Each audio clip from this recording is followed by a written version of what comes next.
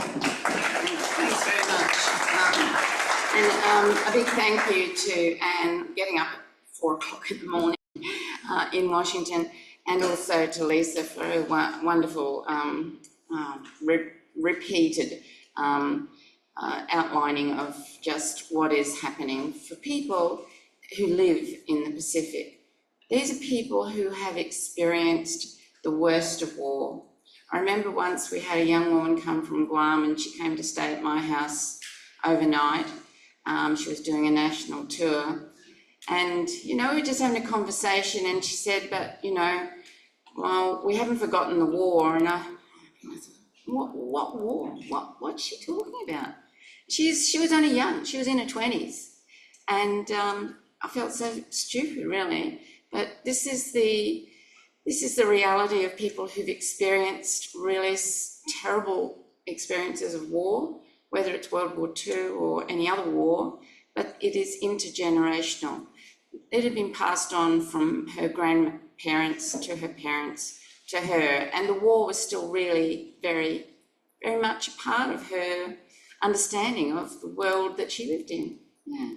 So in Australia, we do have our government putting a lot of effort into trying to get us to remember the war. You know, the war that my father fought in, but that did not include an occupation or raping of the women in the country or destruction of territory other than in Darwin. You know, that did happen. But, you know, there's just a difference. And I guess that's, you know, what we struggle with in a way is because the memory of the Second World War and the Vietnam War is basically forced on us through events like Anzac Day. So the Pacific Peace Network was formed at the coming out of the Darwin Conference. So we had Lisa at the Darwin Conference, and I think we had some other people. We had Hank from West Papua. And at the end of, I suppose, the last session of the conference, we split up into regional groups, actually, didn't we? And that's where we talked about the bit of a sort of a void, really, for a Pan-Pacific network focused on militarism, rising militarism. And there's there's a huge number of organisations in the Pacific that do represent very important and in-your-face concerns that people have, most significantly, of course, climate change. And that has generated much coming together and organising and strong voices and so on. There's organisations that look at poverty, the treatment of women, Indigenous abuse, basically, which is a thread throughout the Pacific, and it's a thread through Australia as well. So coming out of that conference, we did initiate a single meeting and we started to organise webinars. And over the last 5 years, 4 to 5 years, we've now got representatives coming to meetings and webinars and conferences from at least 8 different states or countries throughout the Pacific. And it's been a wonderful experience. Just often when we do meet, in fact, every time that we meet, and we have our meetings maybe once every couple of months, you know, people give a report on what's happening in their part of the world. Just their first-hand reports, bringing us up to date with the lived experience of people, whether it's in the Philippines where Cora, who will probably talk about this when she does come on, but the redevelopment of US bases there, or Isla, who at the last meeting, she's in the Northern Marianas. What island is she on? Saipan. And she was talking about the runways being upgraded there, these tiny little islands being, more land being taken by the military to prepare for a potential, and I would think we've still got to hang on to that potential. I don't think we really need to, I think we've got to caution ourselves against saying this is a fait accompli, that there will be a major war in the Pacific, because otherwise we may as well just, you know, pack our things and have a good time while it lasts. So, you know, it is still a potential only, and it's up to us throughout the world, really, in each of the areas that we live in, to do our best to turn this ship around away from marching off to war. So I guess that, you know, for me, one of the biggest and the best things we did was we held a Pacific Peace Conference in Brisbane in the middle of last year. And David Shoebridge came. We had Nick Flores come from Guahang, and Nick's an amazing young woman, and she's got a great energy. She's got a lot of anger, isn't she? But that anger is directed towards activism. And you know, when we talk around our tables and we think about our capacity to act and tap into the emotions that we have, whether it is sadness, I think anger is sometimes a bit more motivating than sadness, and I fall into the trap of being, you know, getting very emotional and very sad about the things that are happening in the world. And I will sometimes have to work and think, get angry, you know, because sometimes I think anger helps you to act more effectively. So, you know, the Pacific Peace Conference was great. Apart from Nick, we had Chinako come from the Ryukyu Islands, or otherwise known as Okinawa, and we had 100 or so people there come to the conference when we tapped into the Pacific diaspora, which is quite significant around Brisbane. A lot of the South Pacific Islanders have moved to areas around Brisbane, so it was great having that mix of people there, and to talk about ways in which we can be more effective, to develop a more effective voice that is listened to. It has to be a loud voice. It has to be in their face, and it doesn't need to be just a voice, I guess. So I think that's probably the major things that I wanted to really convey to you. What we do need are more people to come on board, both from outside of Australia and from in Australia. What I have found really encouraging is the growth of the New Zealand anti-AUKUS movement. That was the other person we had at the conference.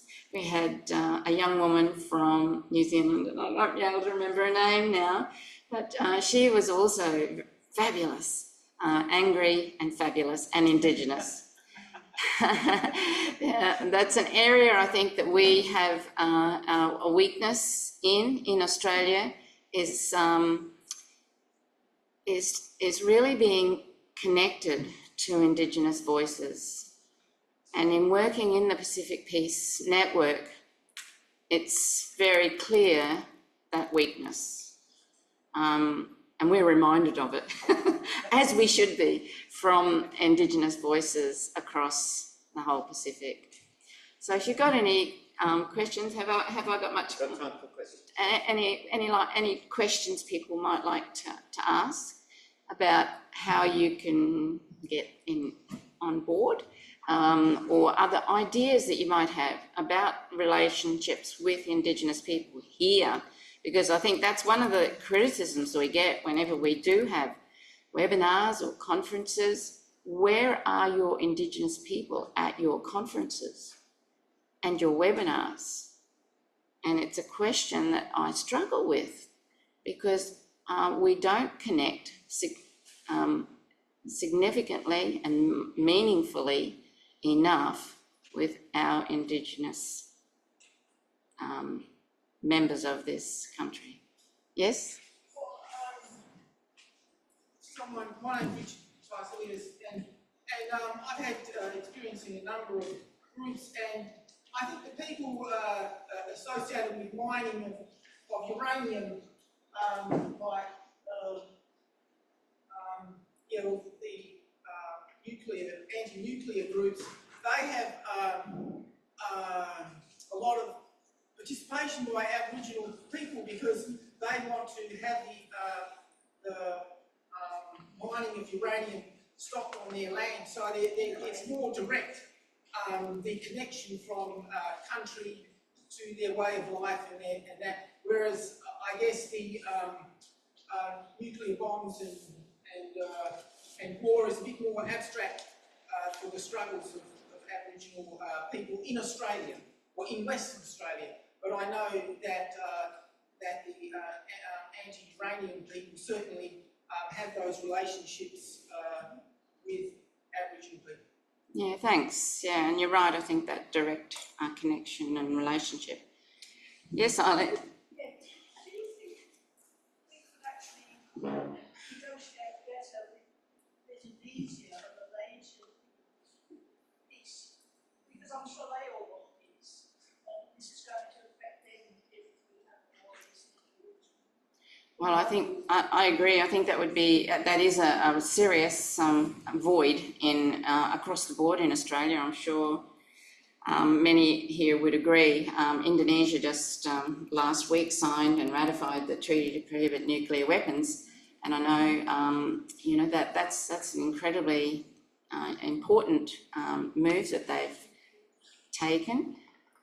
And we really need to applaud that, and that is something, I guess, in terms of relationships, you know, from IPAN, we should be sending a letter to congratulate them. Yeah.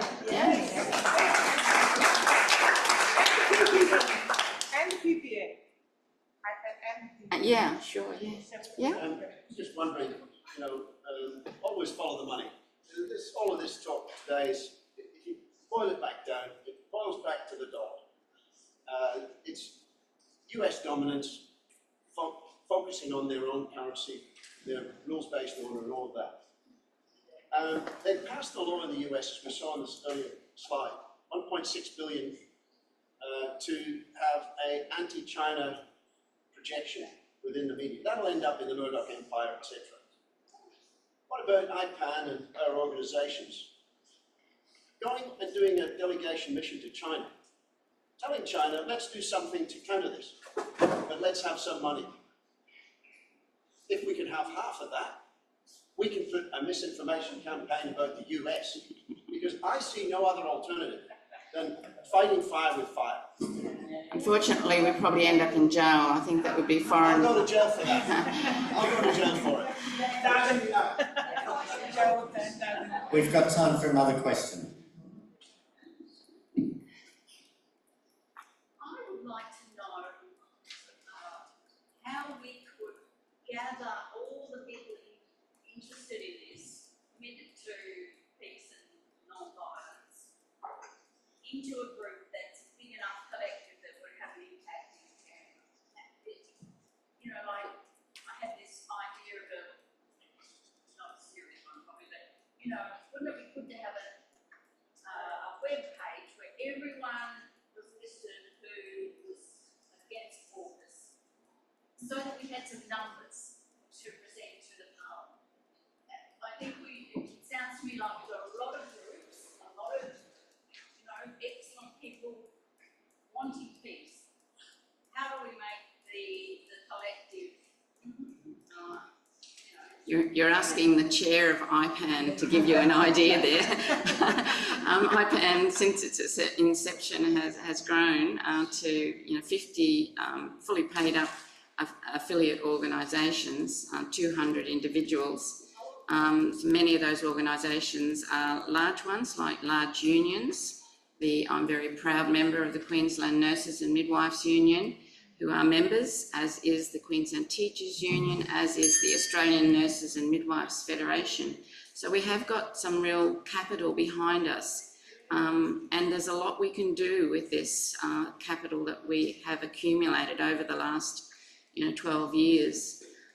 So there's scope there. I just encourage you to talk to other people about IPAN and get organisations to affiliate, because it is that unity and collective voice that counts. Just on the AUKUS, I'm just reminded that we set up a change.org petition soon after AUKUS was announced. The first month, I think we got something like 10 to 12,000 people signing it. It's still current, so you can go to change.org. It's healthcare, not warfare. We've now got 37,000 people have signed that petition, so it's a very significant petition. And I'll end at that point. Yes, thank you, Annette. Brownlie. Thank you very much.